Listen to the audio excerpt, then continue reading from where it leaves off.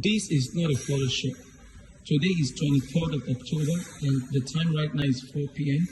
I'm at our store right now. You can see even the traces of the blood that the guys left behind. Everything was stolen.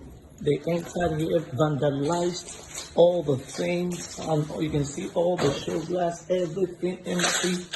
And they even finished and they even poo-poo in the place, everything vandalized. We really need government to come to our aid at this AOS mall. I don't know about shopping mall. It's really terrible.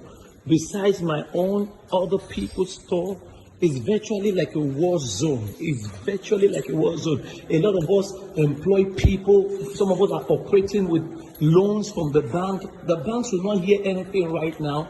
They will not even want to hear anything. Look at it now. Look at it. Virtually like a war zone.